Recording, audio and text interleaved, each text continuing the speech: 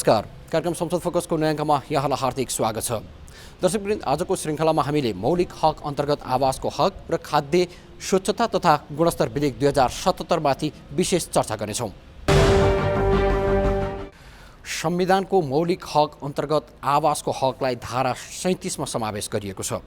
तर संविधान कार्यान्वयन भएको 5 वर्ष बितिसक्दा पनि यो हक कार्यान्वयनका लागि आवश्यक पर्ने कानुनहरू अझै बन्न सकेको छैन र विशेष गरी नियमावली अझै बन्न सकेको छैन। नियमावली अहिले कानुन मन्त्रालयमै विचाराधीन अवस्थामा छ। के कारणले यो नियमावली प्रक्रियागत रूपमा अगाडि बढ्न सकेको छैन र यो नियमावलीले कस्तो व्यवस्था ल्याउन खोजिराखेको छ आवासको हक कार्यान्वयनका लागि प्रस्तुत छ। यिनै विषयहरूमा आधारित तयार पारिएको यो सामग्री अबको प्रस्तुतिमा। मौलिक अधिकार अन्तर्गत संविधानको धारा 37ले आवासको अधिकारको व्यवस्था गरेको छ। संविधानमा भनिएको छ प्रत्येक नागरिकलाई उपयुक्त आवासको हक हुनेछ। त्यस्तै उपधारा 2 मा कानुन बमोजिम बाहेक कुनै पनि नागरिकलाई निजको स्वामित्वमा रहेको वासस्थानबाट हटाउने वा अतिक्रमण गरिने छैन। संविधानले आवासको हकलाई मौलिक अधिकारमा समावेश गरे पनि संविधान कार्यान्वयन भएको 5 वर्ष पुरा हुँदा पनि त्यसको प्रत्याभूति पाउन सकेका छैनन्। संविधानको मौलिक हक कार्यान्वयनका लागि बनाइएको आवासको अधिकार सम्बन्धी ऐन राष्ट्रपति विद्यादेवी भण्डारीले प्रमाणीकरण गर्नुभएको 2 वर्षसम्म पनि नियमावली बन्न सकेको छैन। सङ्घीय संसदका दुवै सदनबाट पारित भएको आवासको अधिकार सम्बन्धी ऐन 2075 राष्ट्रपति विद्यादेवी भण्डारीले विक्रम सम्वत 2075 असोज 2 गते प्रमाणीकरण गर्नुभएको थियो। अलिकति ढिलो भएकै हो प्रक्रिया। हामीले तत्कालै सुरुवात गर्दै पनि यसका विभिन्न स्टेक होल्डरसँगको छलफल अब कोभिडका कारणले यसलाई समयमा मन्त्री परिषदमा लगेर टुङ्ग्याउन सकिएन। त्यो रहेका कारणबाट टीका टिप्पणी आएका हुन्। तर यहाँ सरकारले उपलब्ध गराउँछ भनेर संविधान निर्माताहरूले संविधान बनाउँदाका बखत जुन एउटा परिकल्पना गर्नुभएको छ त्यो परिकल्पनालाई सरकारले आर्थिक रूपले सम्पन्न भएपछि भनेर राखिएको छैन। त्यसो हुनाले यो आर्थिक दायित्व बढ्छ कि भनेको कारणले राज्य पछि हटेको अवस्था होइन। यसको कानुनी विभिन्न चाहिँ स्टेक होल्डरसँग सल्लाह र परामर्श लिने क्रममा ढिलो भएको मात्रै हो। ऐनमा कतिपय दफामा लेखिएको छ तोकिए बमोजिम भन्ने विषयलाई नियमावलीले व्याख्या गर्नेछ। तर ऐन प्रमाणीकरण भएर कार्यान्वयनमा आयो भनिएको 2 वर्ष बितिसक्दा पनि नियमावली नबन्दा कानुनी अप्ठ्यारा आउने गरेका छन्। कोरोना भाइरसको संक्रमणका कारण बन्दाबन्दी निषेधाज्ञा जारी भएकाले मस्यौदा तयार पार्न समय बढी लागेको शहरी विकास मन्त्रालयले जनाएको छ। तर पछिल्लो समय नियमावली सहमतिका लागि कानुन मन्त्रालय पठाइए पनि सो नियमावली कानुन मन्त्रालयमा नै अड्किएको छ। हामीले यो आवास अधिकार सम्बन्धी ऐन बनाउँदा हामीले छिटो अलि फास्ट ट्र्याकबाट बनायौँ, छिटो बनायौँ, यसलाई चाँडै पास गर्न सक्यौँ। र हामीले यसको नियमावली पनि त्यसरी नै तर्जुमा गऱ्यौँ। हामी आफूले तर्जुमा गऱ्यौँ र यसका स्टेक होल्डर, किनभने यसमा भूमि सम्बन्धी अधिकारका कुराहरू हुन्छन्। त्यस्तो हुनाले हामी भूमि व्यवस्था सम्बन्धी हेर्ने मन्त्रालयको सहमति लिनुपर्ने हुन्छ। गरिबी निवारणसँग पनि यो जोडिएको हुन्छ, त्योसँग पनि सहमति लिनुपर्ने हुन्छ। र यसमा आर्थिक कुराहरू जोडिएका हुन्छन्, यसको अर्थसँग पनि सहमति लिनुपर्ने हुन्छ। र बसोबासका कुराहरूमा कतिपय अवस्थामा हामीले वन जङ्गलसँग पनि यसको सम्बन्ध भएको, जमिनको सम्बन्ध भएको हुनाले हामीले वन मन्त्रालयसँग लगायत विभिन्न स्टेक होल्डरसँग हामीले सहमतिको लागि पत्राचार गऱ्यौँ र उहाँहरूले चाहिँ सम्पूर्णले आफ्ना चाहिँ प्रतिक्रिया दिनुभयो र त्यो प्रतिक्रिया समायोजन गरेर हामीले कानुन मन्त्रालयमा यसको चाहिँ यसको तर्जुमाको चाहिँ सहमतिको लागि हामीले कानुन मन्त्रालयमा पठाएको पनि कहिले असार 16 गते हामीले कानुन मन्त्रालयमा पठायौँ। र त्यसपछि कानुन मन्त्रालयले हामीलाई पटक 2 पटकसम्म बोलाएर हामीसँग छलफल भएको छ। अब उसले तर्जुमा गरेर त्यो ओके नभइकन हामीले क्याबिनेट पठाउन मिल्दैन। त्यसो हुनाले अहिले हाम्रो तर्फबाट हुनसक्छ त्यसमा केही प्राविधिक कुराहरू कमी रह्यो होलान् कानुनी रूपमा, किनभने हामी त एउटा चाहिँ कार्यान्वयन गर्ने स्तरको निकाय भएको हुनाले कानुनी केही कुराहरू कमी रह्यो कि भनेर यो कुराहरू गर्ने काम चाहिँ हामीले कानुन मन्त्रालयकै सहमतिमा लिएर गर्नुपर्ने हुन्छ। र त्यो ड्राफ्ट गरेर हामीले कानुन मन्त्रालयलाई पठायौँ। कानुन मन्त्रालयसँग हाम्रो 2 चरणको छलफल पनि भएको छ। अहिलेसम्म हामीले त्यसको उहाँहरूको प्रतिक्रिया प्राप्त गर्न सकेको अवस्था छैन। होइन, प्रक्रियामा पनि अरू स्टेक होल्डर्सको चाहिँ राय परामर्श लिएर जुन यसको कानुनै कुराहरू तर्जुमा भएको हुनाले कानुन मन्त्रालयमा गएर यो चाहिँ छलफलको क्रममा छ। उहाँले हामीलाई 2 पटक बोलाउनु भयो, छलफल पनि गऱ्यौँ। अब आशा छ चाँडै नै त्यो सहमति सहित प्राप्त होला र त्यसलाई हामी क्याबिनेट पठाउँला।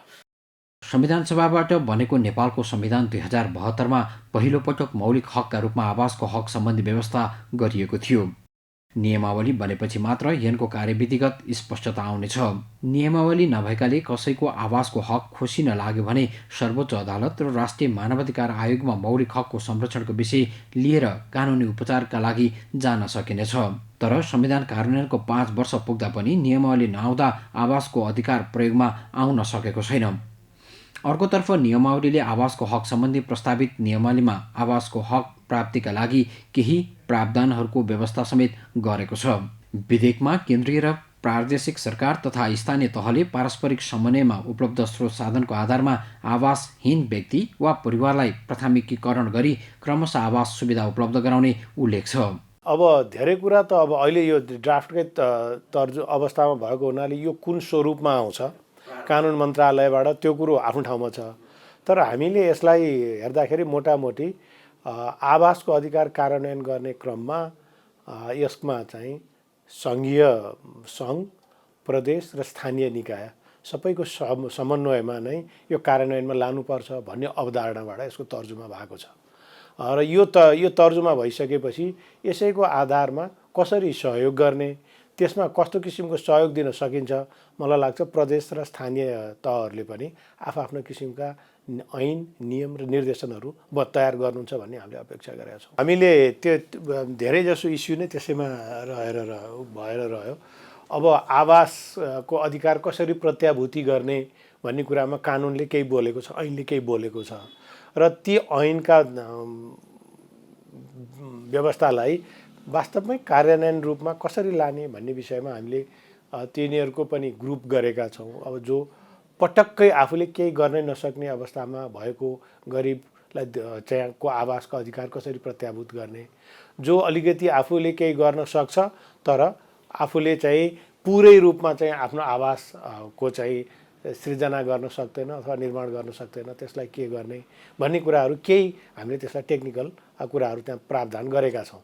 जस्तो पूर्ण रूपमा गर्न नसक्ने वृद्ध, अपाङ्ग, होइन, जसले आफूलाई निर्माणमा कन्ट्रिब्युसनै गर्न सक्नुहुन्न, त्यसप्रति राज्यको दायित्व कस्तो हुने, जसले त्यसमा कन्ट्रिब्युसन गर्न सक्छ, केही कन्ट्रिब्युसन गर्न सक्छ र उहाँहरूलाई चाहिँ राज्यले कसरी सहयोग गर्ने भन्ने कुराहरू पनि त्यसमा फरक फरक ढङ्गबाट राखिएको छ।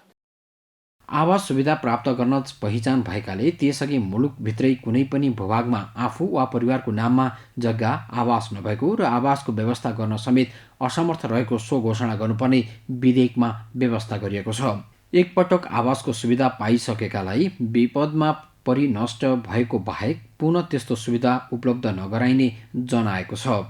यसैगरी विधेयकमा प्रचलित कानुनको अधीनमा रहेर निजी कम्पनी वा सङ्गठित संस्था मार्फत आवास निर्माण गरी वितरण गर्न सक्ने व्यवस्था गरिएको छ।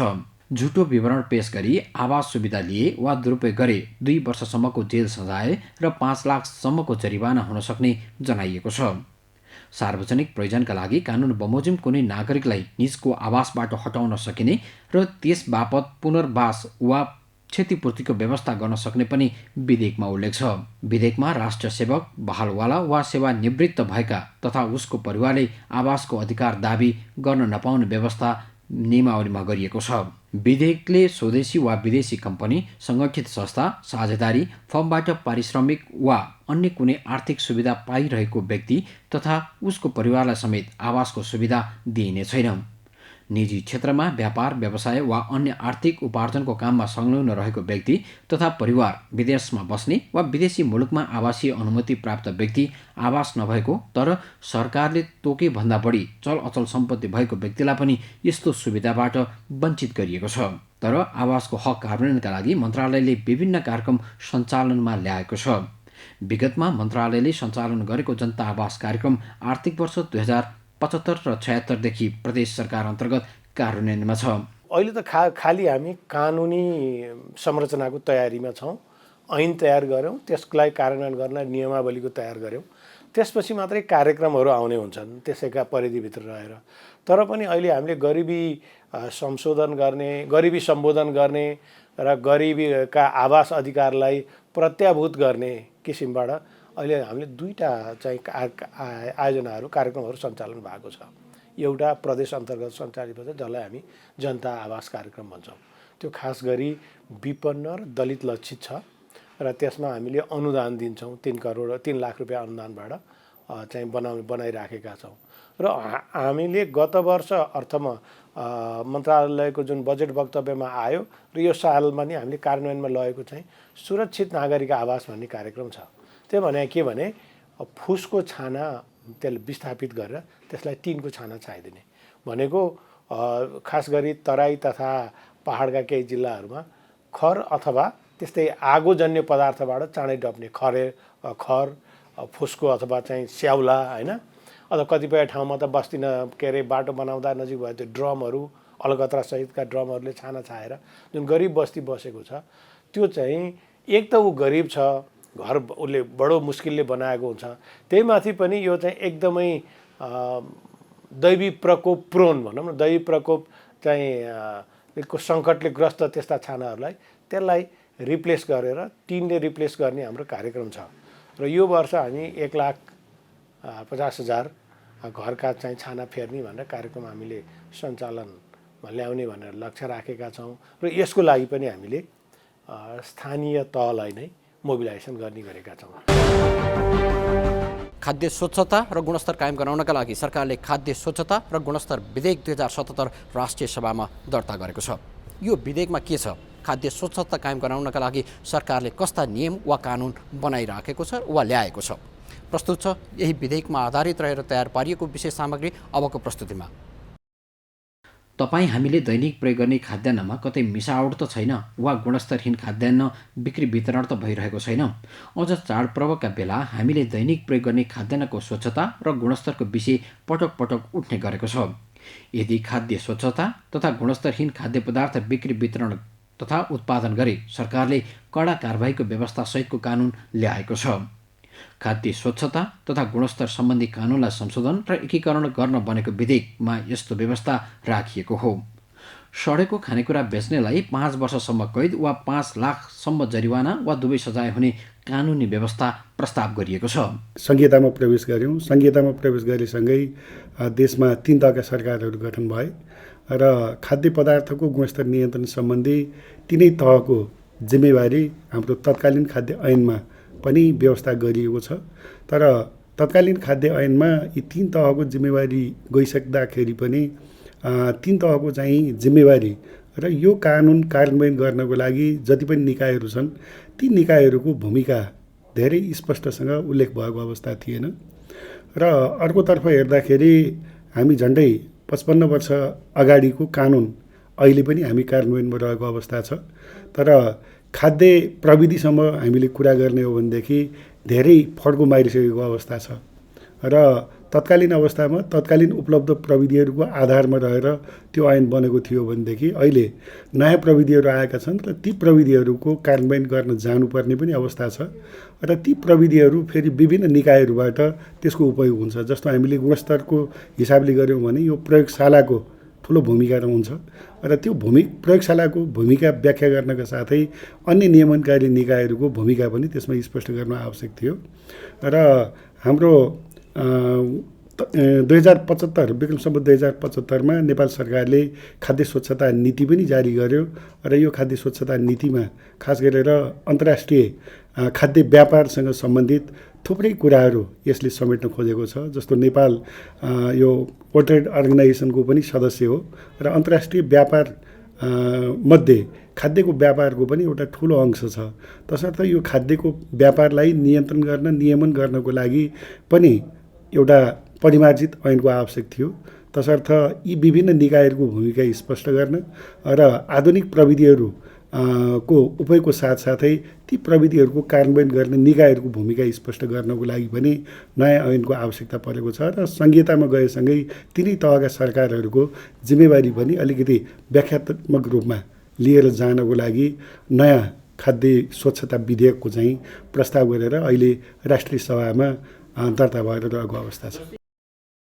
सडे गलेको फोहोर मैला मिसिएको वा विषाक्त अवस्थामा राखिएको उपभोक्ताका लागि अनुपयुक्त रोगी वा रोगकारक पशुपन्छी वा वनस्पतिबाट बनेको हानिकारक रसायन मिसाइएको खाद्य पदार्थलाई दूषित खाद्य पदार्थ मानिएको छ। यस्तो खाद्य पदार्थ बिक्री गरेमा 1 देखि 5 वर्षसम्म कैद र 50,000 देखि 5 लाखसम्म जरिवाना वा दुवै हुन सक्ने प्रस्ताव गरिएको छ। मानव स्वास्थ्यको सुरक्षा तथा उपभोक्ता हित संरक्षणका लागि खाद्य पदार्थको स्वच्छता तथा गुणस्तर निर्धारण गरी त्यसको नियमन गर्न स्वस्थ र निरोगी नेपाल बनाउने उद्देश्य राखेर विधेयक ल्याइएको मन्त्रालयले जनाएको छ। विधेयकमा सरकारले समय समयमा राजपत्रमा सूचना प्रकाशित गरी खाद्य पदार्थको स्वच्छता तथा गुणस्तर निर्धारण गर्ने व्यवस्था प्रस्ताव गरिएको छ। नयाँ प्रस्तावित विधेयकमा त्यो भण्डारण गर्ने अथवा विक्रेता गर्नेको भूमिका के हुने, भण्डारण गर्ने अथवा वितरणकर्ताको चाहिँ त्यो जिम्मेवारी के हुने, उत्पादक गर्ने कम्पनीको भूमिका के हुने भन्ने कुराहरू स्पष्ट गरिएको छ र उनीहरूको भूमिका र उनीहरूको कमी कमजोरीकै आधारमा सजाय गर्ने व्यवस्था अहिले प्रस्ताव गरिएको छ। तर विगतमा यहाँले अघि जिज्ञासा राख्नुभयो जस्तै कस्तो खालको भने मतलब कमी कमजोरीमा कस्तो सजाय गर्ने भन्ने धेरै व्याख्या कुराहरू चाहिँ पुरानो ऐनमा थिएन र पुरानो ऐनमा समष्टिगत रूपमा न्यून गुणस्तरको खाद्यान्न सञ्चय भण्डारण र बिक्री वितरण गर्नेलाई चाहिँ बढीमा 5 वर्ष अथवा चाहिँ 50,000 रुपियाँसम्म जरिवाना गर्ने अथवा दुवै सजाय हुन सक्ने व्यवस्था थियो भने अहिले सजायको हकमा पनि सम्बन्धित सरकारवाला निकायले जस्तो खालको सजाय गरेको हो त्यही खालको सजाय उसलाई हुने व्यवस्था यसमा गर्न खोजिएको छ भनेदेखि अर्को कुरा मैले अघि प्रविधिको पनि कुरा गरेँ। प्रविधिको कुरा गर्दाखेरि खाद्य वस्तु उत्पादन गर्ने व्यक्तिको पनि त्यहाँ भूमिका हुन्छ र खाद्य पदार्थ उत्पादन गर्ने व्यक्तिलाई पनि जिम्मेवार बनाउनको लागि अहिले असल कृषि अभ्यासका कुराहरू पनि हामी कुरा गर्छौँ, असल पशुपन्छी पालनको अभ्यासको कुरा पनि हामी कुरा गर्छौँ, असल खाद्य पदार्थ उत्पादनको एउटा कुरा पनि हामी गर्छौँ। तसर्थ यो उत्पादनकर्ताहरूलाई पनि यो असल अभ्यास सिकाउने कुराहरू पनि र जिम्मेवारी बनाउने कुराहरू चाहिँ अहिले प्रस्तावित विधेयकमा चाहिँ समेट्न खोजिएको छ। प्रदेश सरकारले आफ्नो प्रदेशभित्र र स्थानीय तहले आफ्नो क्षेत्रभित्र खाद्य स्वच्छता तथा गुणस्तर नियमन गर्ने वा गराउने व्यवस्था विधेयकमा राखिएको छ। दूषित र न्यून स्तरका खाद्य पदार्थको बिक्री वितरण गर्न नहुने विधेयकमा उल्लेख छ। त्यस्तै खाद्य पदार्थको गुणस्तर परीक्षण र उत्पादन स्थलको निरीक्षणमा जाने अधिकारीलाई पनि कारबाहीको अधिकार दिएको छ। अनुगमन, निरीक्षण, जाँचबुझ, आकस्मिक निरीक्षण वा खाद्य पदार्थको नमुना सङ्कलनका काममा अवरोध गरेमा निरीक्षण अधिकारीले तत्काल 20,000सम्म जरिवाना गर्न सक्ने व्यवस्था गरिएको छ। विधेयकमा व्यवस्था गरिएको कारबाहीको व्यवस्था पारित भएमा अनुगमन प्रभावकारी हुने अपेक्षा गरिएको छ। पहिले विभिन्न निकायहरूको आफ्नो आफ्नो भूमिका के हुने भन्ने कुराहरू चाहिँ स्पष्ट नभएको हुनाले कारबाही कसलाई गर्ने भन्ने पनि कहिलेकाहीँ दुविधा हुने र अहिले चाहिँ के भने विभिन्न निकायको भूमिका उहाँहरूको चाहिँ स्पष्ट गरिएको छ र जसले कमजोरी गरेको छ सजाय त्यही व्यक्तिलाई नै हुन्छ। एउटा कुरा त्यो छ भनेदेखि सजाय जस्तो प्रकृतिको गरेको हो अथवा कमी कमजोरी जस्तो खालको चाहिँ उसको रहेको हो त्यही अनुसार चाहिँ सजायको मात्रा पनि घटी बढी छ। जस्तो न्यूनतम अहिले कुनै एउटा खाद्य निरीक्षकले आफू अनुगमनमा जाँदा कुनै कमी कमजोरी अथवा चाहिँ मापदण्ड पुर्याएर बिक्री गर्न जुन अन्तिम विक्रेता अथवा खुद्रा विक्रेता हुन्छ, खुद्रा विक्रेताले बिक्री गर्न राखेको ठाउँमा जे जस्ता नियमहरू उसले पालना गर्नुपर्ने हो त्यो नियम पालना गरेको उसले पाएन भनेदेखि तत्कालै अन द स्पट उसले चाहिँ 20,000 रुपियाँसम्म चाहिँ जरिवाना गर्न सक्ने व्यवस्था नयाँ प्रस्तावित विधेयकमा राखिएको छ। तर विगतमा के थियो भनेदेखि त्यो खालको कमी कमजोरी हुनेलाई चाहिँ खाद्य निरीक्षकले आफै कारबाही गर्न सक्ने अवस्था थिएन र कमी कमजोरी पायो भने उसले मुद्दा दायर गर्नको लागि सरकारी वकिल मार्फत जिल्ला प्रशासन कार्यालयमा मुद्दा दायर गर्नुपर्ने हुन्थ्यो र प्रमुख जिल्ला अधिकारीले अर्धन्यायिक निकायको रूपमा त्यो कानुन अथवा त्यसको चाहिँ विश्लेषण गरेर उसलाई कस्तो सजाय गर्ने हो भन्ने कुरो त्यसमा निर्धारण हुन्थ्यो र अहिले न्यूनतम 20,000 रुपियाँदेखि लिएर बढीमा 5 लाखसम्म चाहिँ जरिवाना हुने व्यवस्था छ भनेदेखि विगतमा चाहिँ अधिकतम 50,000 रुपियाँ मात्रै जरिवाना गर्न सक्ने त्यसमा व्यवस्था थियो। प्रस्तावित विधेयकको दफा 2 अनुसार खाद्य पदार्थ अन्तर्गत मानिसले उपभोग गर्ने अप्रशोधित, अर्धप्रशोधित वा प्रशोधित खाद्य वा पेय पदार्थ, त्यसमा प्रयोग गरिने पोषक तत्त्व, खाद्य योगशील वा मरमसला, आहार पूरक खाद्य पदार्थ, प्याकिङ गरिएको पिउने पानी, मदिराजन्य पेय पदार्थ, च्युइगम र बबलगम पर्दछन्। विधेयकको दफा 12मा सडै गलेको, फोहोर मैला मिसिएको, विषाक्त अवस्थामा राखिएको, मानव उपयोगका लागि अनुपयुक्त, रसायनको मात्रा तोकिए भन्दा बढी राखिएको खाद्य पदार्थको उत्पादन, प्रशोधन, निकासी, पैठारी, सञ्चय, ढुवानी र बिक्री वितरण गर्न नहुने उल्लेख छ। यो खाद्य पदार्थको आयात निर्यातको हकमा अहिले रहेकै खाद्य ऐन अन्तर्गत पनि बाहिरबाटै यदि हामीले कुनै खाद्य पदार्थ अथवा खाद्य वस्तुहरू आयात गर्नु छ भनेदेखि जुन वस्तु आयात गर्न खोजिएको हो त्यो उत्पादक कम्पनीले तयार गरेको मापदण्ड अनुसारको स्पेसिफिकेसन हामी भन्छौँ, त्यो स्पेसिफिकेसन सहितको आयात अनुमति खाद्य प्रविधि तथा गुणनियन्त्रण विभागबाट आयात अनुमति लिनुपर्छ र आयात अनुमति लिइसकेपछि उहाँहरूले जब खाद्य वस्तु आयात गर्नुहुन्छ हाम्रो भन्सार नाकामा भएका जुन खाद्य पदार्थको चाहिँ आयात निर्यात नियन्त्रण गर्नको लागि कार्यालयहरू तोकिएका छन् र ती कार्यालयहरूले आयात गर्नको लागि भन्सार नाकामा सामग्री आइसकेपछि त्यो वस्तुको स्याम्पलिङ गरेर प्रयोगशालामा पठाउने र उहाँहरूको चाहिँ सम्बन्धित उत्पादक कम्पनीले जारी गरेको प्रमाणपत्र जाँच गर्ने र आवश्यकता पर्यो भनेदेखि सम्बन्धित वस्तुको नमुना लिएर प्रयोगशालामा पठाएर त्यसको गुणस्तर जाँच गरेर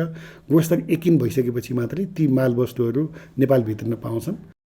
निर्धारित गुणस्तरभन्दा न्यून स्तरका खाद्य पदार्थ बिक्री वितरण गर्ने, न्यून स्तरका खाद्य पदार्थ उच्च गुणस्तरको हो भनी ढाँट्ने वा प्रयोग गरेको सम्मिश्रण वा दाबीमा झुटो जानकारी दिएर झुक्काउनेलाई 3 वर्षसम्म कैद वा 3 लाखसम्म जरिवाना वा दुवै सजाय हुनेछ। विधेयकको दफा 16मा प्याकिङ गरिएका सबै पदार्थमा लेबल लगाउनु पर्ने उल्लेख छ। त्यसो नगर्ने कम्पनीलाई 6 महिनासम्म कैद वा 50,000 रुपियाँसम्म जरिवाना वा दुवै सजाय हुनेछ। प्रस्तावित विधेयकको दफा 9 र 10 अनुसार खाद्य पदार्थ उत्पादन गर्न र उत्पादित खाद्य पदार्थ पैठारी गर्न चाहनेले अनुमति पत्र लिनुपर्नेछ। यसैगरी प्रस्तावित विधेयकले सरुवा वा संक्रमित रोग लागेको व्यक्तिलाई काममा लगाउन निषेध गरेको छ। दूध, माछा, मासु जस्ता पदार्थ तोकिएको मापदण्ड अनुसारको ढुवानीको साधनबाट मात्रै ढुवानी गर्नुपर्ने, गुणस्तरमा ह्रास नआउने गरी सञ्चय गर्नुपर्ने, सोही अनुसारको बिक्री कक्षको व्यवस्था गर्नुपर्ने उल्लेख छ। रोक लगाइएको खाद्य पदार्थ बिक्री वितरण गर्ने वा कमजोरी रहेको भन्दै बजारबाट फिर्ता गर्न भनिएको खाद्य पदार्थ बिक्री वितरण गर्नेलाई पनि 10,000 देखि 50,000 रुपियाँसम्मको जरिवाना व्यवस्था गरिएको छ। प्रस्तावित विधेयकको दफा 3 अनुसार सरकारले समय समयमा खाद्य पदार्थको स्वच्छता र गुणस्तर निर्धारण गर्नेछ। तर खाद्य अधिकार कर्मी भने सरकारले ल्याएको विधेयक प्रभावकारी भए पनि त्यसको कार्यान्वयनमा नै समस्या रहेको औँल्याउँछन्। 3 तहको सरकारको हामीले अभ्यास पूर्ण गर्न सकेको अवस्था छैन।